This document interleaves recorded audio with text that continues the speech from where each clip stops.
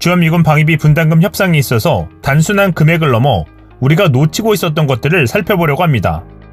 이에 앞서 우리가 알아야 할 것은 소파와 SMA 두 협정은 한반도 영역 안에서의 주한미군 활동에만 적용된다는 점입니다.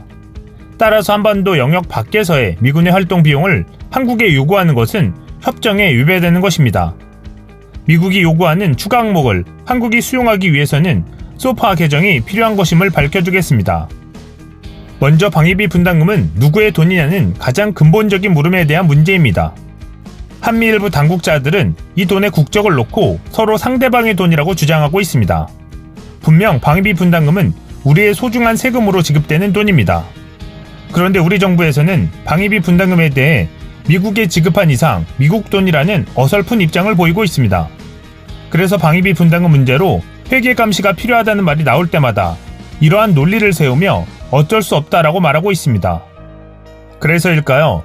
트럼프 미국 대통령은 탄핵 변론을 하면서까지 한국의 방위비 분담금 증액을 거론하며 미국인들의 세금을 줄이려고 한국 돈을 끌어온다는 것을 성과로 내세우기도 했습니다. 그렇다면 주한미군 방위비 분담금에 대한 회계는 잘 이루어지고 있을까요? 주한미군에 엄청난 돈을 지급하면서 분담금 사용 내역은 많은 내역이 베일에 가려져 있습니다.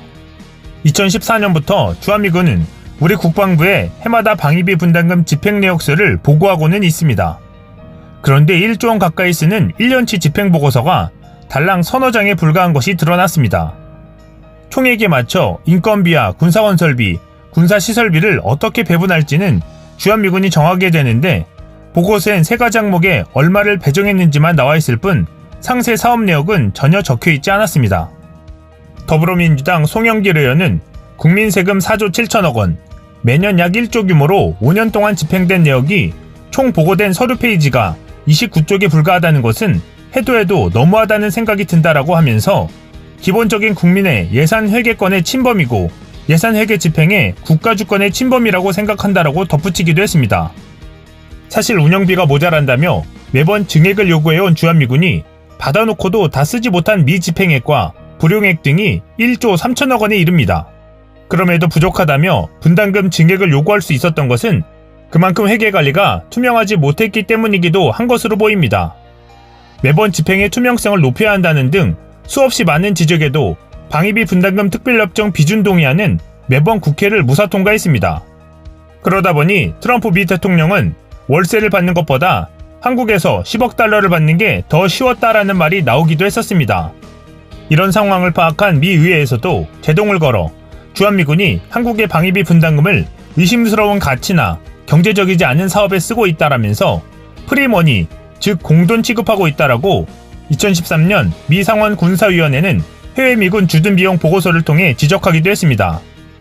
미 의회는 주한미군이 평택 캠프 험프리스에 1,040만 달러를 들여 짓기로 한 미 이사단 박물관을 예로 들었습니다. 한국 언론의 취재 결과에 의하면 지난해 완공된 이 박물관은 방위비 분담금이 아닌 미 국방부 예산으로 지어졌는데 들어간 돈은 겨우 240만 달러, 28억 원가량이었습니다. 즉 한국 돈으로 짓겠다고 했을 때에 비해 4분의 1 정도 절약된 금액으로 지은 것입니다. 이런 점이 한국의 방위비 분담금을 눈먼 돈으로 생각하고 맘대로 쓰려던 것 아니었냐는 확신을 더하게 하는 부분입니다. 또 다른 문제는 주한미군 기지에 보관되어 있는 열화 우라늄 탄약입니다. 이 탄약은 방사능 오염 부작용이 있는 것으로 걸프전 당시 유엔에 보고되면서 사용 금지가 내려진 탄약입니다. 그런데 KBS 취재에 따르면 이 탄약이 수원군공항 지하 탄약고에 무려 133만 발이나 저장되어 있다고 합니다.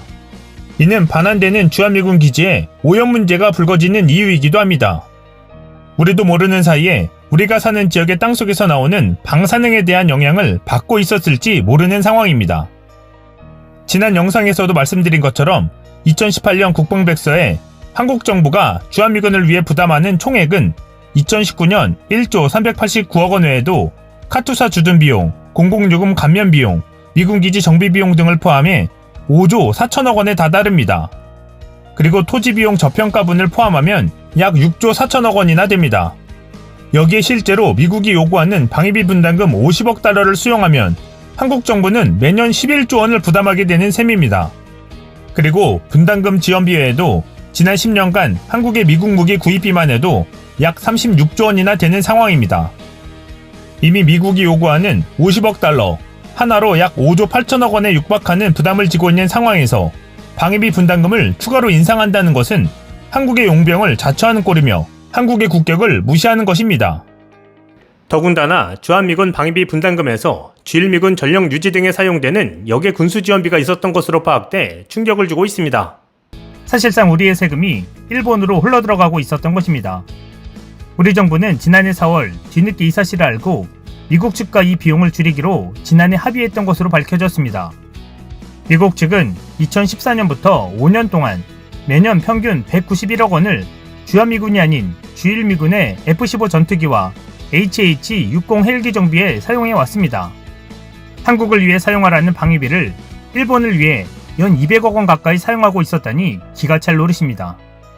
송영길 의원실이 국방부로부터 제출받은 제10차 군수분야 방위비용 분담에 관한 이행 합의서에 보면 한미양국은 주일미군 전력유지 및 수리 등에 사용되고 있던 역의 군수지원비를 지난해 10월 축소하는 데 합의한 것으로 파악되었습니다. 이 합의서에는 국방부와 주한미군 사령부 간 군수 분야 예산 집행에 대한 세부 지침이 기재되어 있습니다.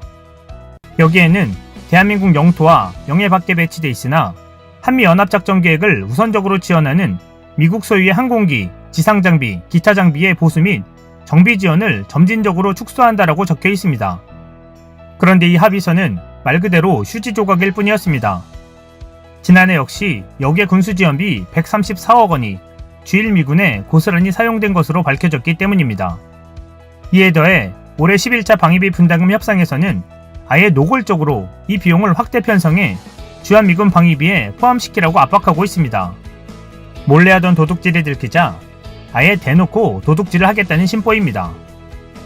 SMA 1조에 나와있듯 방위비 분담금의 목적이 주한미군 주둔 지원인데 한반도 밖에 있는 주일미군 전력에 사용되는 것은 말도 안 되는 일입니다.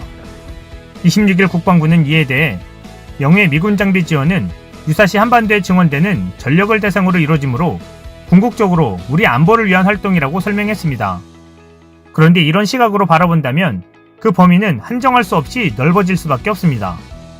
꼭 한반도에서만 유사 상황이 벌어지리라는 법도 없고 미국이나 일본 유사시에 한국에 주둔하는 미군 병력이나 장비 지원 비용까지 서로 부담해야 한다는 결론에 다다르기 때문입니다. 이런 논리로 혜택을 보는 것은 결국 미국입니다. 사실 주한미군의 한반도 방위군의 성격은 이미 지났으며 아시아 태평양 지역에서 중국과 러시아를 견제하고 패권을 위해 한국과 일본, 괌에 미군을 주둔시켜놓고 그 패권으로 어마어마한 경제적 이익을 보기 때문입니다. 그러면서 주둔 지역에는 주둔국가 방어를 위해서 하는 일이라며 비용을 역의 비용으로 전용하려 한다는 것은 말도 안 되는 억지 논리일 것입니다. 이렇게 혼란스러운 부분을 해소하기 위해 합의서를 만들고 SMA를 체결한 것인데 이를 귀에 걸면 귀걸이식으로 활용하려 한다면 문제는 더 커질 수밖에 없다는 것입니다. 전세계 GDP 대비 미군 주둔비는 한국이 전세계 최고입니다. 그럼에도 역의 군수지원비를 이유로 방위비를 대폭 올리겠다는 상식밖의 욕으로 트럼프 대통령이 고집을 부리고 있는 것입니다. 필리핀은 1976년부터 미군이 철수한 1992년까지 미군 기지 사용료를 받았습니다. 이것이 가능했던 것은 미군의 필리핀 주둔이 미군의 국익과 필요에 따른 것이라는 인식 때문이었습니다. 같은 맥락에서 보면 주한미군 역시 미국의 국익을 위해서 한국에 주둔하고 있다는 것입니다. 아시아 태평양 지역의 전략적 중심처 역할을 하고 있는 한국에 주둔한다는 것은 이제 한국 방위용이 아닌 미국의 정치, 경제, 군사적 이익을 보호하기 위함일 것입니다.